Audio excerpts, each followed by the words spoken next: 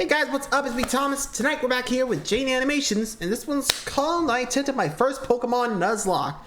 So, if you guys don't know Pokemon live streams, basically a Nuzlocke is you basically catch one per route, and if they faint, you're done. You can't use that Pokemon anymore, so you better hope for the best, and hopefully catch a good one. Otherwise, well, good luck with the playthrough. You're screwed. Anyway, I hope you guys enjoy it. Let's see how she does in her first Nuzlocke. Let's go!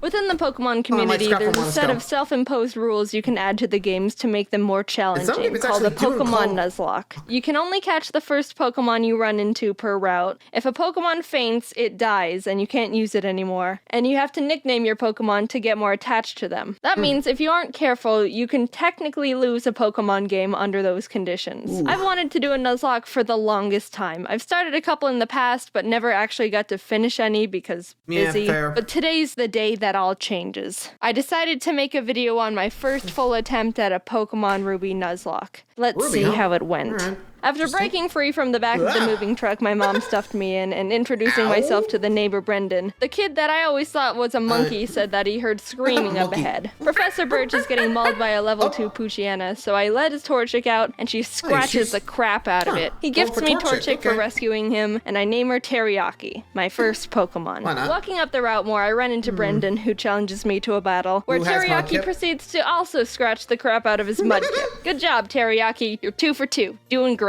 Professor Birch gives me 5 Pokeballs, and the Nuzlocke has officially started. I walked back up to catch my first Pokemon and ran into a Zigzagoon. Alright, not the best, but I can work with this. You know, let me guess, I think we're gonna have a really awesome adventure. Sure. Dude, so Teriyaki one-shotted Zigzagoon with a critical hit scratch, but whatever. Contain your murder a little bit, alright, guy? Route 102 is right around. I always, would it be a little easier if you just caught one per route? I don't know, at least that's what I always thought, you know? Again, just my thought process, but why they just limit it to one, the first one you see? I mean, again, I don't do Nuzlocke, so can't really say for sure. So, anyway. Around the corner, and that's where I was able to catch Corn the Seedot. Look at us, couple of friends ready to take on the Hoenn region together. After watching the weird Kid Wally struggle to catch his first Pokemon, I continued on to Route 104 and found a little Tailo in the grass. Oh, did you catch it? Aggressive and screamed and hungry. Yeah. I know your name. In Petalburg Forest, a Team Magma grunt jumps some random professor, so Ari and Teriyaki peck his eyes out. Thank you. Hey look, a Shroomish. Oh, hello, Shroomish. I'm gonna name you Onion. I make it to Rustboro, and while getting ready to take on Roxanne's gym, Teriyaki kills another Zigzagoon I was about to catch. What's your problem with Zigzagoons, dude? But it turned out alright, because she also ended up evolving. Onion was able to destroy Roxanne with ease, and we got our first gym badge. Exiting the gym, we catch a glance that Team Magma is up to no good again. Something about the scorching earth or something. And this old man exclaims that they stole his Pico. AKA Winkle. Give it up. Here's your dog. Also, you're coming with me. The mayor thanks me by turning me into his errand boy, and I arrive in Dewford to give a letter to Steven. AKA the second gene. Hello! Alright, what do we got? Yeah, Mawala. Cool. Okay, chomps. After finding Steven, it was time to take on Brawly, the next gym leader. Ari's a stone-cold killer and easily earned MVP in that fight. Things were going well. 2 badges in, and the team is looking good. On my way to the next city, I caught a tentacle on the beach.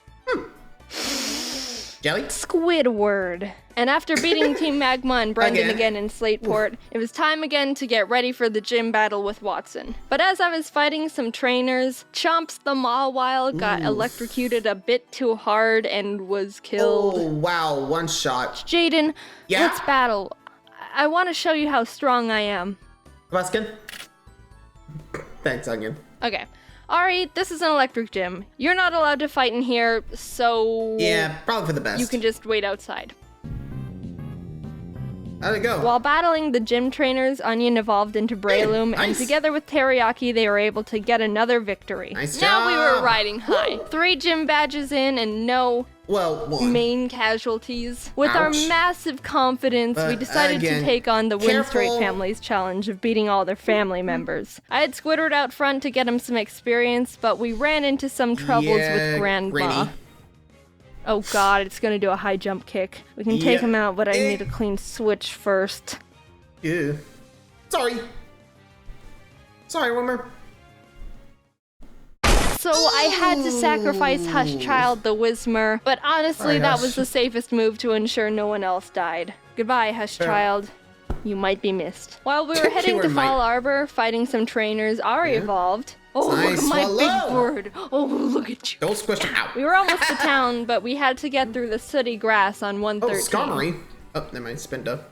Oh, jeez. All right, Barf, get in there with the rest of them. I walked into Meteor Falls to see Team Aqua and Team Magma arguing about water and rocks. Can I go?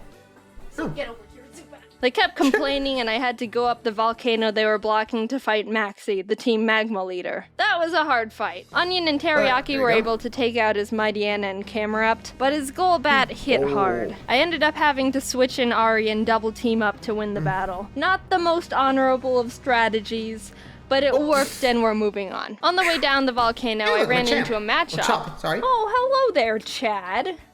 Me? What? You're a female? Oops. Did I stutter? We arrived in Level Ridge Town and started getting through Flannery's gym. During that time, Squidward was almost killed by a Fury swiping Kecleon. Fury swipes. Ooh. Oh my gosh, that does a lot of damage. Stop. Ooh.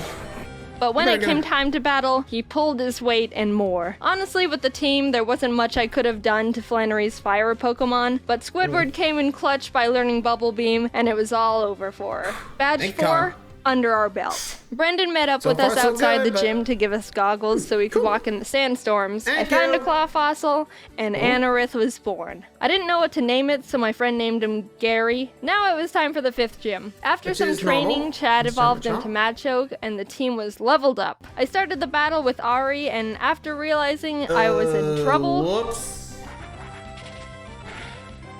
Yeah, that doesn't do a lot of damage. There's a lot of... Oh! I managed to squeak by with more double teams. Ari was barely able to take out the first slacking, so when the second, stronger one came out, I knew I had to use a different strategy. I brought out Onion to leech seed it and try and get more chip damage in, which worked, but he was also killed by Slacking's facade, which I thought he could take. Onion.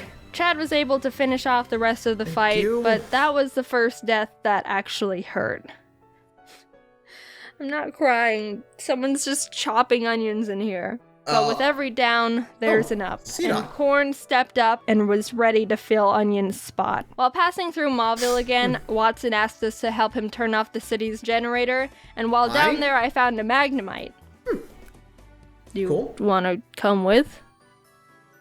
Say so. Okay. We kept on our way, catching Spurky the Electrike, and while fighting some trainers, Corn survived 2 very close calls. He took a Swords Dance boosted Fury Cutter by Ninjask, and a misclick from me, which resulted in him tanking a wing attack from a Talo. No, Corn! Dude, Corn, I'm so sorry. You're such a trooper. Good news is Squidward evolved while training, so that's neat. We arrived in Fortree City, and this was a gym I was really nervous about. Not only did we not have a good team to take on a flying-type gym, but Winona's Altaria is notorious for sweeping teams if she sets up too many dragon dances. I went to the grass to train up the team, and the worst happened. Corn was killed by pin missile from a Zigzagoon. Wait, no. Oh, crap! Stop! Corn, no! Motherfucker. Corn! You monster! How could you do this?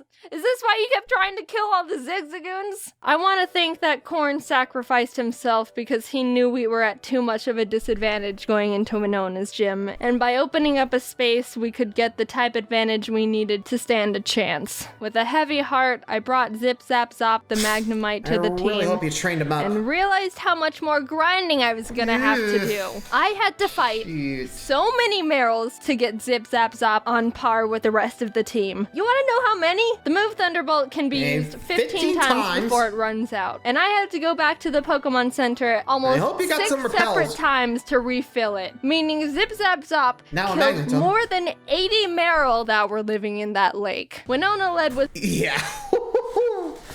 Well, let's hope Zip Zap Zop can, do it. Yeah, and this is why I'm not a fan of, Nuzlocke, because, less options. You know me and Pokemon Legends Arceus. I usually like to think these things through, Oh boy. I mean, like I said, I'll probably do another Pokemon game, but I'll probably do Sword or Shield or, Scarlet and Violet, but I'll leave that up to you guys. So, anyway. Swellow, which Zip Zap Zop was able to take out. But she immediately brought out Altaria, which made me very scared because I know she's got Earthquake on that thing. I didn't have a clean switch, and I knew no one on the team could take 2 hits from this Cloud Bird. So I ultimately decided that I'd have to have Zip Zap Zop paralyze it in exchange for his death. Goodbye, Zip Zap Zop. You weren't here for long, but your efforts will not be in vain. Oh my god! You got lucky. Somehow Zip Zap Zop lived the earthquake on 2 HP like a mad lad. Corn must have been looking down on us for that one, because there was definitely a 90% chance Zip Zap Zop was supposed to die there. With that string of luck, I was able to switch Ari in for Zip Zap Zop to predict another earthquake, and started chipping away at the Altaria, which was not gonna be easy. She was already starting to stack up those dragon dances, which make her moves even more powerful, and I was legitimately sweating. But with what little luck we had left, Winona got greedy and tried to get in that last dragon dance, and that's when Ari was able to swoop in and snipe that kill. If that Altaria would have decided to attack at any point, she would have one-shotted anyone and everyone on my team. Thank you, Corn. You shined your photosynthesis onto us. From there, I was able to heal up Zip Zap Zop and sweep the rest of her team. The 6th gym badge was ours. Oh, thank God, Zip Zap Zop, you saved me! Outside the Safari Zone, I found a Duskull I was able to catch. I tried to have Gary on the team since resurrecting him from the dirt, but he honestly has no moves that do damage, so I decided to replace him with Sin. We arrived in Lily Cove and I tried fishing on the beach for a Pokemon, but Chad punched the Whalmer I reeled up too hard and killed it. We stormed Team Magma's base, and while trying to get the Master Ball they've got on the ground, an Electrode exploded and almost killed Chad, which was uncalled for. After beating their admin, they escaped into a submarine, and I went on to fight the next gym. Tate and Liza were the first double battle gym leaders, and I didn't realize until too late that I was just a tad underleveled for them. They don't have any more than 2 Pokemon, so I think we should be okay. 42. 42? Oh boy. Oh, that's a problem. Sin and Zip Zap Zop made a good duo, being able to confuse and paralyze them, but Solrock managed to get off a Sunny Day powered flamethrower in Zip Zap Zop's face, which totally killed him. That really sucked. He put in so much work for the team and really carried us this far. The rest of this fight's for you, Zip Zap Zop. Squidward came out, and together with Sin, were able to finish off the duo, getting us our 7th gym badge. That was close. Sparky, you're up. You're on. I think I single-handedly wiped out the entire water Pokemon population between Zip Zap Zop and Sparky. I went to Shoal Cave and caught Blubby the Spheal, and went out to take on Maxie one last time. For some reason, I didn't learn my lesson when being underleveled for Tate and Liza, because I was even more underleveled for Maxie. Mightyena. It doesn't go down? This fight was rough. Chad was able to take out his Mightyena, but I resorted to Squidward when his Crobat came out, and luck wasn't on my side here, because Squidward was killed by a high roll wing attack. The way Pokemon works is there's a small range of damage an attack can do. It's not actually the same all the time, and it's kind of based on chance. So even though it looked like Squidward could have lived 2 wing attacks, Maxie was able to get a low roll on the first one, and a high roll on the second, which was the death of Squidward. But it wasn't time to give up. We had to persevere for Squidward. Ari came in and took out the Crobat and lived on 1 HP when hit by Camerap's Rock Slide. It was a tough battle, but we squeaked by. Thanks, Chad. Barely. After that fight, I needed to take a step back and seriously grind up the team again. If we were just a bit more underleveled, we would have been murdered.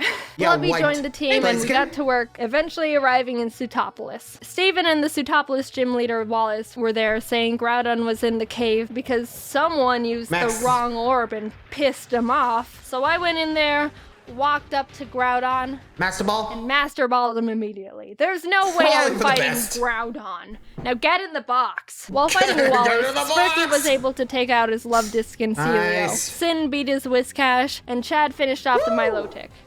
The team was perfect. And after obtaining our final gym badge, I knew we were ready for the Elite Four. We got through Victory Road. Wally tried to fight us for the last time, but he just needs to stop. We exited the cave, and there it was. The final challenge.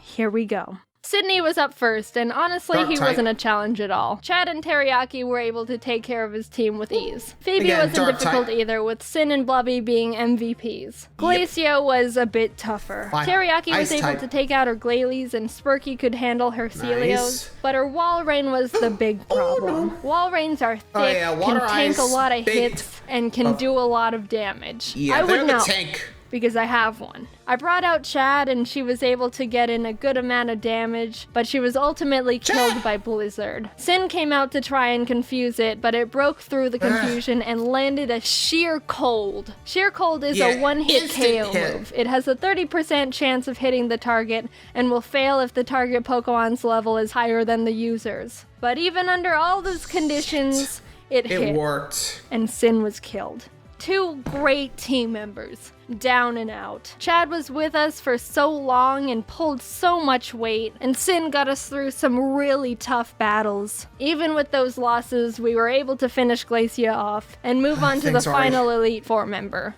Drake. Drake's got a tough team, but we've got a Blubby, and she wanted revenge for her fallen comrades. She ice beamed every single one of Drake's Pokemon. Just a straight up massacre. And with that, it was on to the last battle.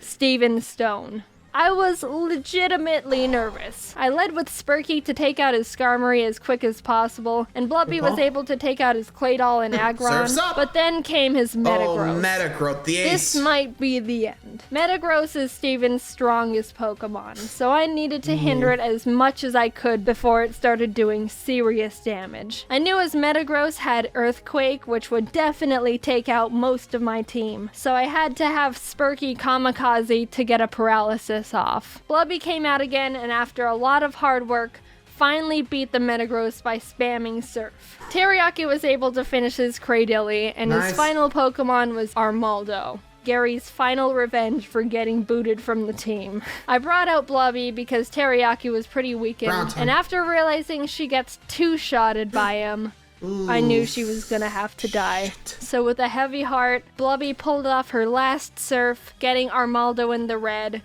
and was killed. Teriyaki, the Pokemon who's been with us from the start, who's seen her friends die in front of her, the OG, refused to let any more murder happen. Onion, Corn, Zip Zap Zop, Squidward, Chad, Sin, Spurky, Blubby. Their zeros and ones won't go down in vain. One good kick to the head, and we did it. We completed the Pokemon Ruby Nuzlocke. Teriyaki and Ari were the only survivors, but the whole team put in a lot of work to get us to number 1. A cheers to the true Mad Lads. Well, there you go. She managed to do it with just Teriyaki and Ari. Good job. I was kind of worried for Ari for a bit. I was like, don't know why, but I somehow remember that one dying, but I don't know why. Anyway, so thanks for watching, everybody. Till next time, like, subscribe for more. Adios.